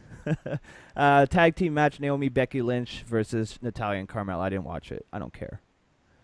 I didn't watch it either. Good. I'll clean about it. Good. We can move right along then. Dolph Ziggler cuts a weird-ass promo backstage where he says he knows how to be, the future now. A spotlight with lasers, maybe a fancy robe, and a hot chick escorting him to the ring, who maybe glows in the dark as well. That's the only part of the promo that I really like, when he said he would come down to the ring with a hot chick that glows in the dark. Because I kind of want a hot chick that glows in the dark. Oh, yeah. I mean, Naomi. It'd be fun. For anyone that didn't see this promo, to summarize it, it was, I'm going to get fed to Bobby Roode. because he kept hinting at robes, and that it's just a guy to like they did it with Nakamura. They gave him Ziggler first, and I think that's what they're going to do with Bobby Roode as the babyface next. I think he's going to come out and talk shit to Bobby Roode this week. All right, wouldn't be surprised. I wouldn't be surprised. We'll have to see. I'm going to remember that, and then we'll see if we're right next week. Glad to see Ziggler back though, since his brother was sentenced or whatever happened. Oh right, I forgot about that. Yeah, shit. Yeah. Speaking of people who's had family members in trouble with the law, Tamina meets with Lana. Jesus God. I'm a fucking horrible human being. Oh. Well, Jimmy Snuka was worse, so you get a pass. Yeah, there you go. I win. I think it's okay to make fun of people who are worse than you are. Let's get out of this awkward corner I've painted myself into. Lana tries to, give Tamina a pep talk and make her do some weird kind of yoga or some sort of, meditation ritual. I didn't really understand it because I'm not that evolved spiritually. It looked like a waste of time, and that's pretty much what it was. It'll be really interesting to see where this goes. I saw Tamina on the title of the clip, and I didn't even watch it. I wouldn't bullshit you. That's my man. Corbin then meets with Styles backstage and proves that he cannot be trusted as he tries to make a deal with AJ Styles, but Styles says that there will be an open challenge every week, and if Corbin wants a chance, he just has to answer it. This leads us to the United States title match between champion AJ Styles and Kevin Owens, with Baron Corbin as your special guest referee. I felt like Owens and Styles had another good match here. This is going to be the last one. Rightfully so. I know a lot of people said the last match should have been 2 or 3 matches ago. Personally, I've been enjoying the AJ Styles Kevin Owens feud. I've enjoyed the matches. And I'm really, quite frankly, sick and tired of Kevin Owens getting screwed. And he got screwed here again. By the funniest thing I've ever seen, Shane McMahon wearing a referee shirt with no sleeves with a long sleeve black shirt under it. You could tell he was kind of young during the 90s. You remember that look, T-shirt over long sleeve T-shirt? Yeah. Yep. I was like, all right, he's like me in the 90s. Awesome. Oh man, I am actually, I'm going to break your heart in the beginning of this statement, but I'm going to kind of redeem myself by that, so bear with me. Okay, I'll let you talk before I. All right, and like I said, I'm not going to bullshit you or the listeners. I fell asleep at SummerSlam for a little bit, and I fell asleep at this match, and it was the title match at SummerSlam, two of these two. I fell asleep both times. I'm sorry. I know, how dare I? I should be blocked, but thing is, well, at least you know I it. did it. I know why I do it, because these guys deserve so much fucking better than a U.S. title feud with Shane McMahon. These are two top guys, in my opinion, that I'm seeing here. It's kind of like when Triple H got a push in 2000, was forced back to an IC guy in like 2001, like the 2-man power trip days. I hate when that kind of stuff happens. Yeah. It's backwards booking sometimes. I get it's elevated title, but two of them, like Owens and Styles, where was Owens at a year ago? You know what I mean? Like he was just about to win the title. I don't know. It's not interesting to me anymore. It's just run its course, and yes, but I do apologize for taking a little nap. It's okay. You have kids to take care of. You got an upcoming surgery. I'll cut you some slack, but if you ever say that again, I will fucking come to your house, and we'll probably just hang out and smoke a bowl. But whatever. I'm not very good at threatening. Kevin Steen matches from Ring of Honor. There you go. Make me fall asleep. It's almost 1 o'clock in the morning, so we're going to kind of summarize this. Basically, Shane McMahon pushed Kevin Owens into a pinfall by AJ Styles and counted the pin, therefore screwing Kevin Owens out of his championship. And now, as long as AJ Styles is still champion, Kevin Owens will no longer be getting a shot at the Universal wishful thinking, at the United States Championship. I thought it was a decent way to end the show. Pretty good SmackDown this week. I enjoyed it for the most part. Shelton Benjamin coming back, as well as the addition of Bobby Roode, is very good for the brand, and very excited about SmackDown's direction. I can't wait to see where they go in the next. More so than Raw, although the Braun Strowman, Brock Lesnar stuff does have me very intrigued over on Raw. So there's stuff on both brands to enjoy. You just got to wait through the shit. Chop out an hour off Raw, and it's a cop out. That third hour, you chop off an hour of that this week, and Raw would have been the better show, I think. But because of that, there was a lot more filler. And SmackDown, it always seems like a faster paced, energetic show. So SmackDown takes the cake, I guess. Yeah, I'm gonna have to agree with that. Although I did enjoy some things on Raw, I felt that the overall better presentation, better show was Smackdown, which is basically the way it is most weeks. Not every week, but most weeks. They have a leg up, I guess, at the end of the day. The fact that I'd much rather watch a 2-hour wrestling show than a 3-hour wrestling show, that really doesn't help Raw. And the fact that a lot of the booking kind of confuses the fuck out of me over on Raw and on SmackDown, especially with this AJ Styles, Kevin Owens feud. That doesn't help either. But at the end of the day, we're wrestling fans because we love wrestling. So, Travis, we've made it to the end of SmackDown. We've made it to the end of this week's show.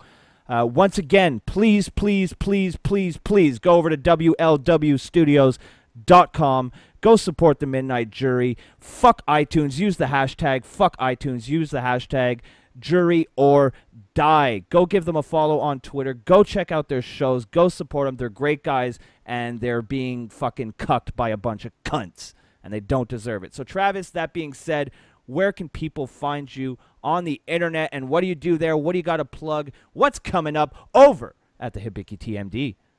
Well, they can not only find me over there, but they can find you like all the time, literally on my channel, and vice versa. Man, it's always these past couple weekends that feel like these marathon shows we do. Always a pleasure. Thanks for having me again. But yes, you can follow me on Twitter at the Hibiki TMD. Check out Hibiki TMD on YouTube. Hit that subscribe. Check out the Reset Button podcast with Broski. It just dropped today. Like I said, it's been a zany, fun-filled weekend full of delicious SJW free content with wholesome gentlemen and just good banter and some fun games over there. And Mike, like I said, Michael's back on Slam Pick. Check us out on Grapple Vision. Now things are going great.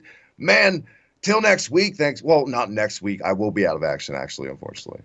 So you're just saying next week. Next week, Travis won't be here on the show. As we mentioned at the top of the show, he'll be going under the knife, some minor one-day surgery. You'll be in and out, right? In and out, same day, so Perfect. Everything's good. Just simple little thing. But in 2 weeks, I'll be back. He'll be back, and Mr. Reliable, we're giving him the week off for health reasons. I tried to make a stink over at management. Told him, get his ass a phone at the hospital. We'll podcast while he's getting the surgery, but cooler heads prevailed. We're giving him the week. We're giving him the week off. See, that's the long story. The short story is I had to call HR and I had to take a vacation day, people. With no pay. As if no fucking pay because times are tough. It's YouTube and fucking iTunes and bullshit. But I'll be back. As if this rinky dink fucking show has an HR department. Could you imagine? Who would it be? Logan? Would it be Beverly from our buddy Miss March's work? Oh, Beverly. Oh, my God. I'm so Talk her sick. into paying her extra. Dude, when Mike went off and he was like, I'm so sick of talking about Beverly on Cruise Control the other night, I was fucking dying. Because I talked to Beverly, too, and she's so unpleasant. Oh, God. I have not encountered the Beverly. Oh, God. So, yeah, you can follow me on Twitter at MTLBroski. You can check out my channel. I've been a little bit slacking with the content this week. I've been a little bit distracted. That's definitely a good thing, not a bad thing. Those who need to know what I'm talking about know what I'm talking about. So we'll just leave it at that. But I just put out a Walking Dead video, which has 7,000 fucking views in 5 hours. I don't know what the fuck happened. I don't know what I did, or it's not even that good. And I'm so like, that's the thing. I'm not a huge fan of the video I put out today. I like it. It's good enough that I think it people can watch it and they can get something out of it. But God, I kind of wish this podcast would have gotten 7,000 views. I'm much more proud of this podcast than any of my gaming episodes. I mean, it doesn't hurt that it's kind of hard to hate your face on your videos. Pretty good at what you do. I'm just saying. Jesus Christ! Look at this. Okay, he's getting a raise. All Dutch runners aside, you're getting a fucking month off paid, brother. Oh.